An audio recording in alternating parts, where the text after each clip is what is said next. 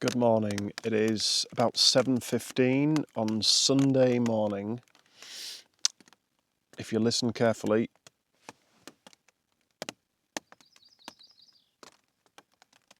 you might hear some raindrops on the DCF. It's very, very light rain. It's been doing it for about an hour and a half.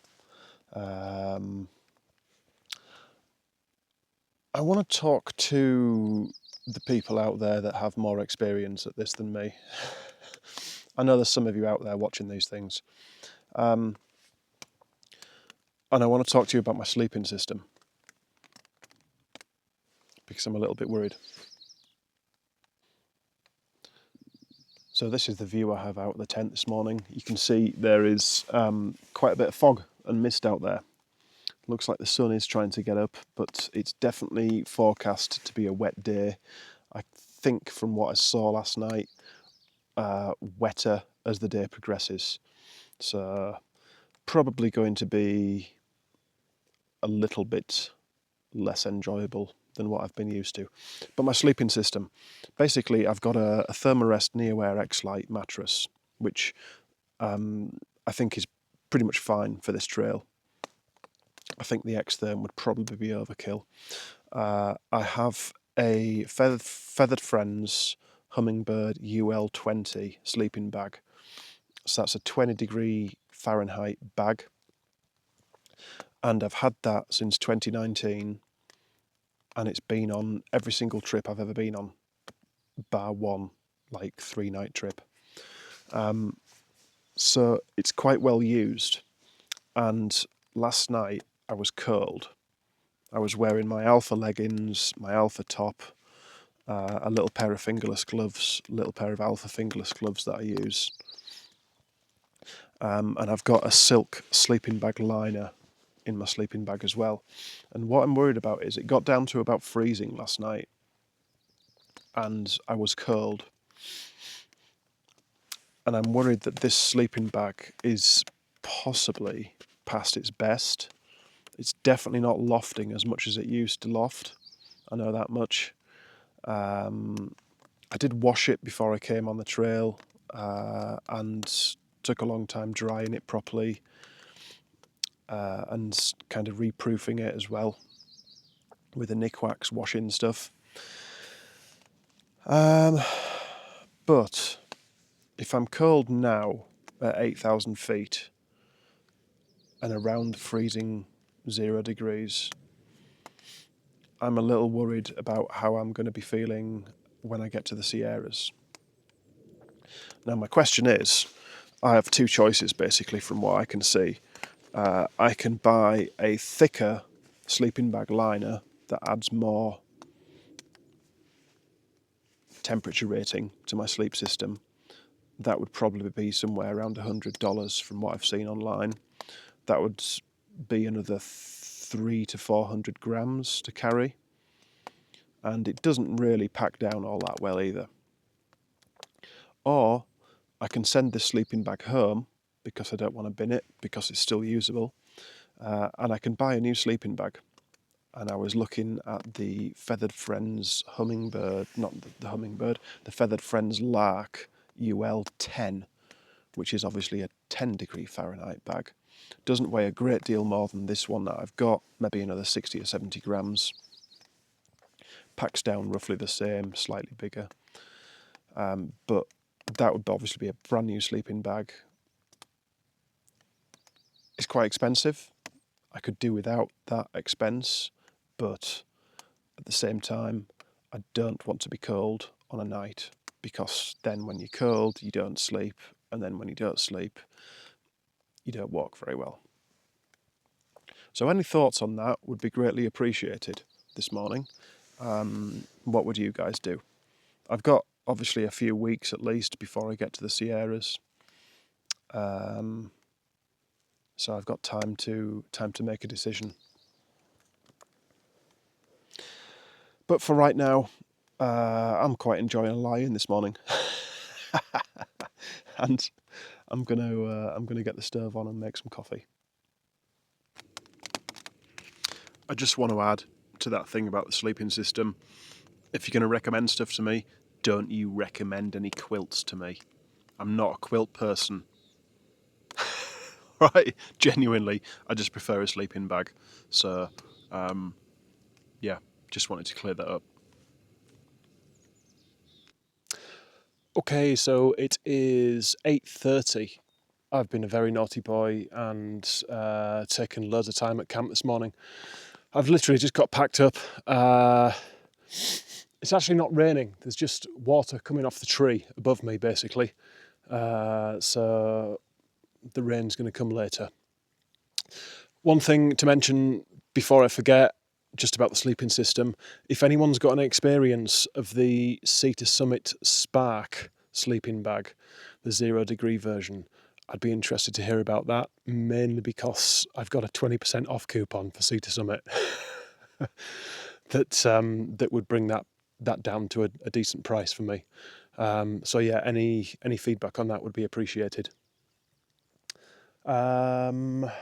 Basically, a little problem this morning with the girls. Jenna Danger has also left the trail. I believe personal reasons. But yeah, she has packed up and gone back this morning, unfortunately. So Pink Panther left a little earlier, Centipede left about half an hour ago, and now I'm leaving too. So see you down the trail.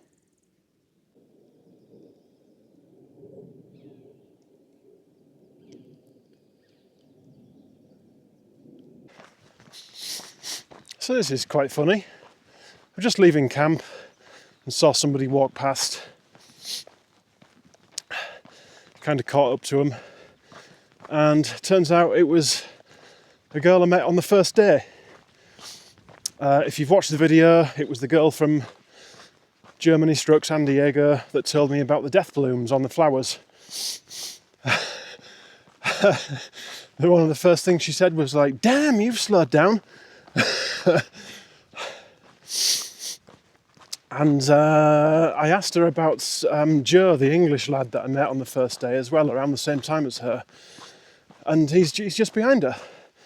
Been hiking together in a little group. So that's really cool. I said to her, I'd just been wondering about some of the people I met on the first few days, if they were still going. It's nice to see that they are. She's very much enjoying it. Said she can feel herself getting stronger every day, which is a really, really good feeling, and you do notice it as well. You notice it more and more. You kind of start seeing a little bit of weight come off. You can kind of go a little bit longer after a few days. You know, you kind of notice that you don't have to take a break after 3 miles anymore. You can do 5 miles without taking a break, or you know, just things like that, little things like that, you start noticing differences. So it's really cool. You feel yourself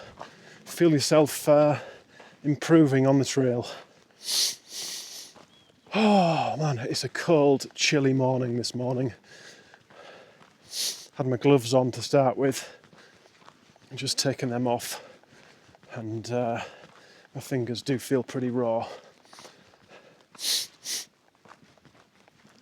But it looks like from the elevation map that we are just dropping all day today back down to, I think, maybe in the next couple of days, we're dropping down to about 4,000 feet, something like that. So temperatures should improve. And then in a couple of days, we should be around the Deep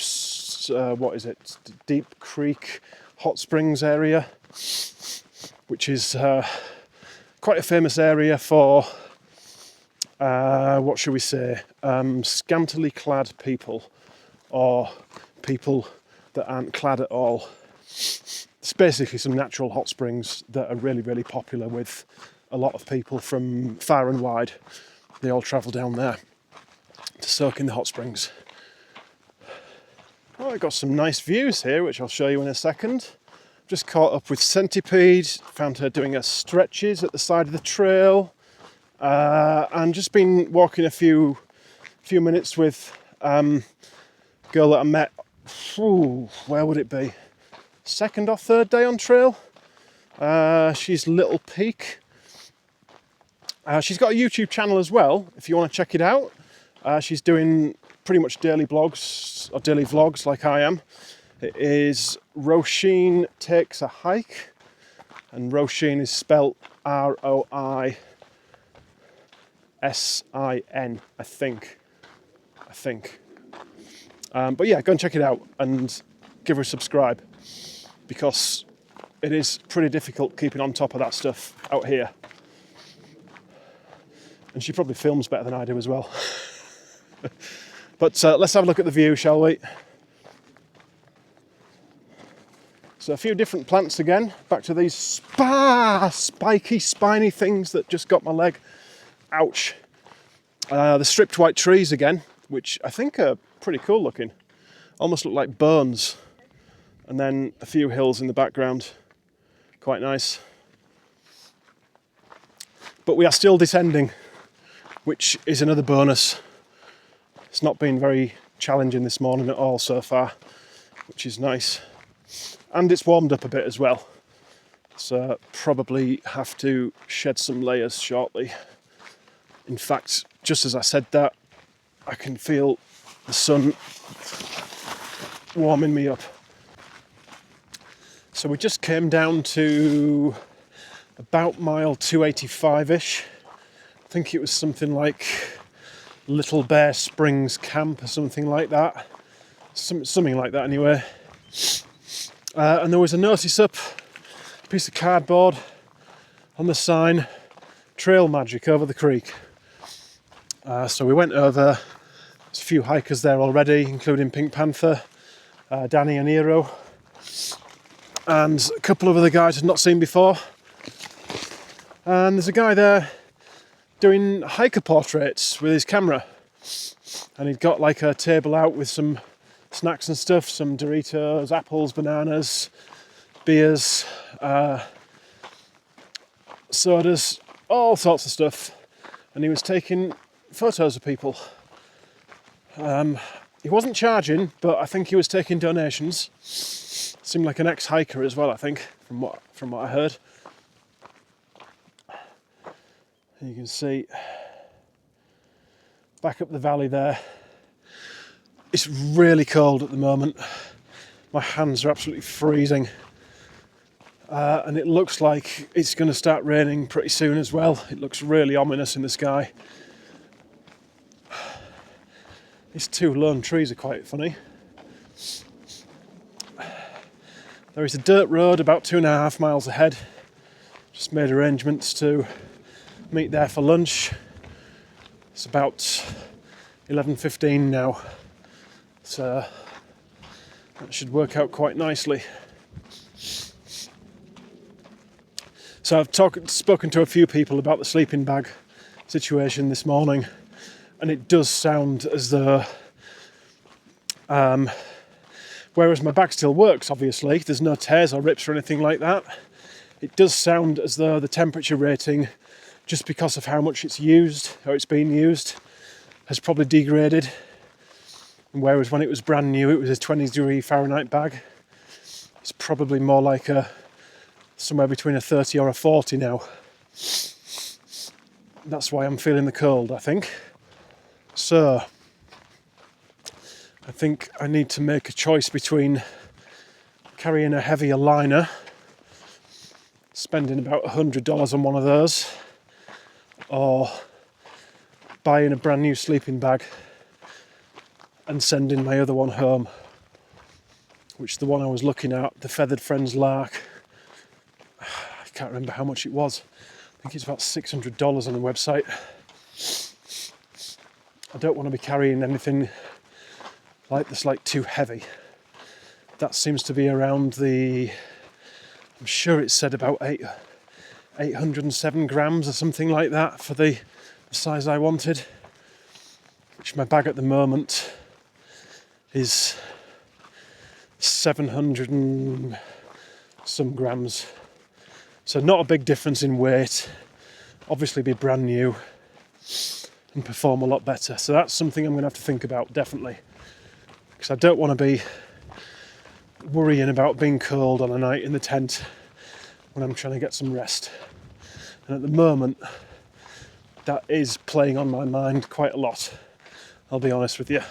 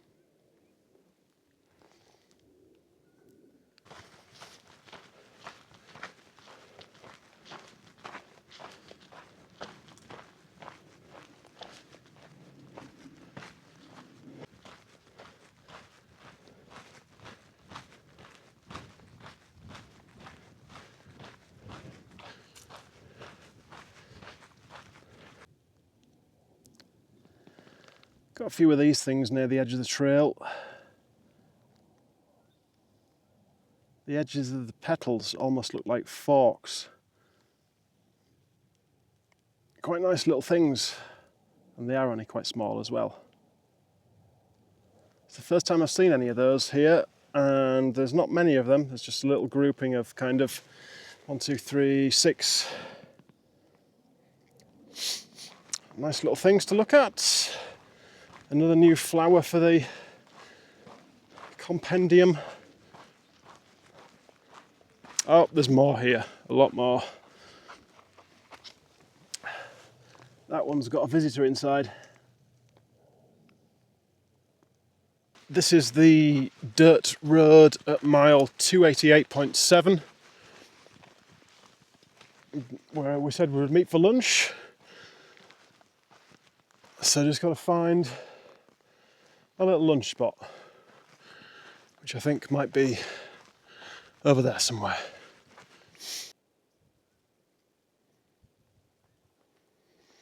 Let's look how dark the sky is up where we've been walking from.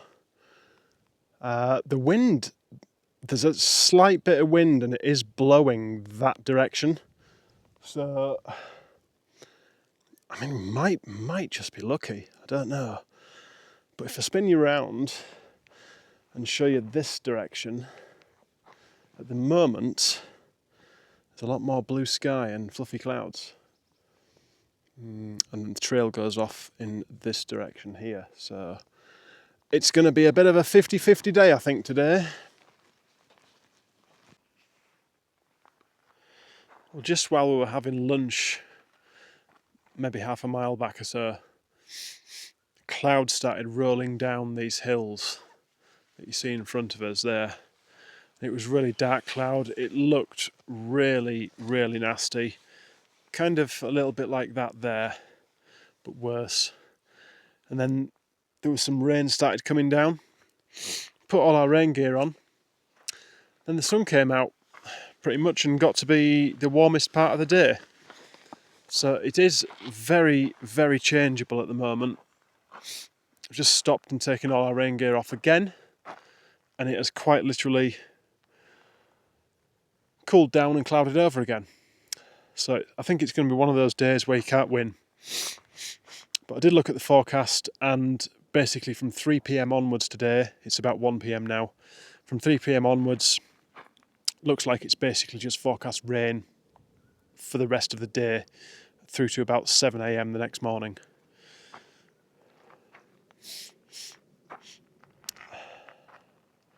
So just have to wait and see if that arrives or not.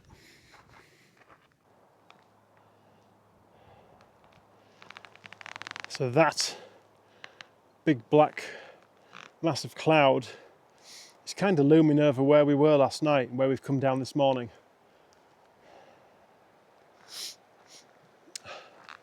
Quite nice scenery at the moment, actually. And the sun keeps coming in and out. Still a cool breeze.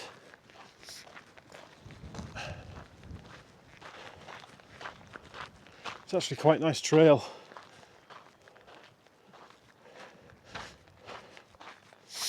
It's really like 2 different days altogether.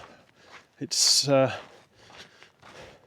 quite interesting to see how quickly the weather changes.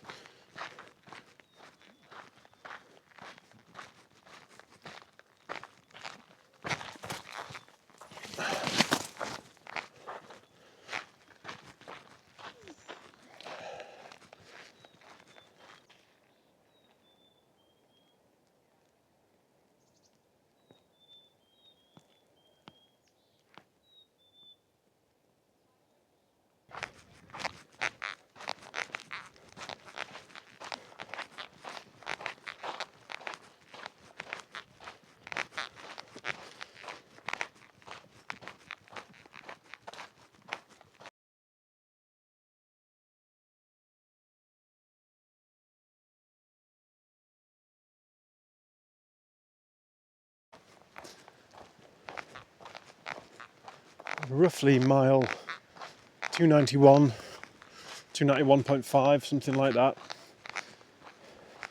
Most of the afternoon we've been following this water source in the bottom of the valley, Holcombe Creek it is. I'm now just trying to figure out if it crosses here or if it carries on. I think it might cross here. There's not really many signs up telling you. Looks like the trail's pretty worn.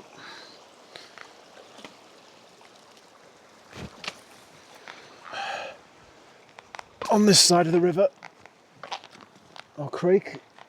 Oh, yeah, there we go. These 2 trees.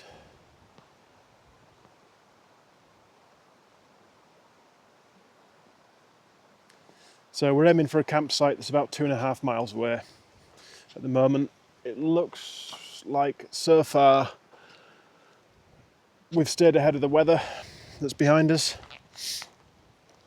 Just before I sat down at the creek back there, had a little break. It was actually pretty warm. Definitely the warmest I've been all day. And it's just cooled off a little bit again now. Just keeping an eye on the sky. There's still quite a bit of blue sky around. We might be lucky. Might avoid it altogether, might just avoid the worst of it, I don't know, but shouldn't be long till we get somewhere to put the tents. And I think it's called Bench Camp. I think there's some water there as well.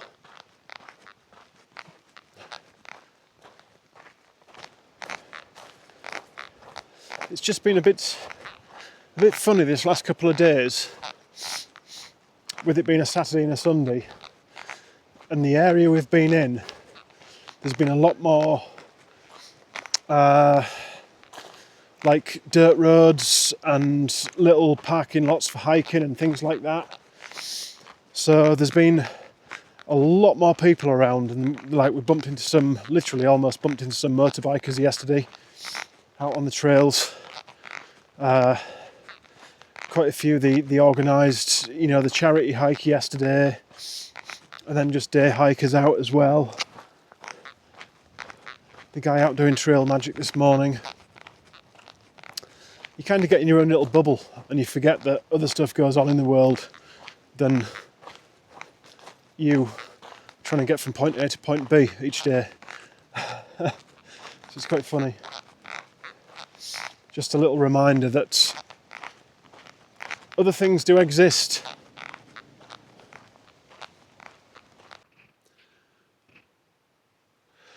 Well, I was going to say good evening, but it's probably more like good afternoon. It's about 5 p.m. We've stopped for the day at mile 294.9, so 14.9 miles today. The heavens do look as though they're about to open. There is a few little spots coming down. I'll show you where we are. Not set up very well again, but there's me. That's the water access just there. Again, it's not a designated campsite on Far Out, but someone's definitely been here before. There is Centipede there. She's just getting water at the moment, and then Pink Panther just down there in the camo tent. And the trail is literally just near those big trees there. So we're just slightly off the trail. The last campsite we went to, Bench Camp. There's quite a few people there already. Excuse me, there was only one spot left really, and somebody was literally sat in it.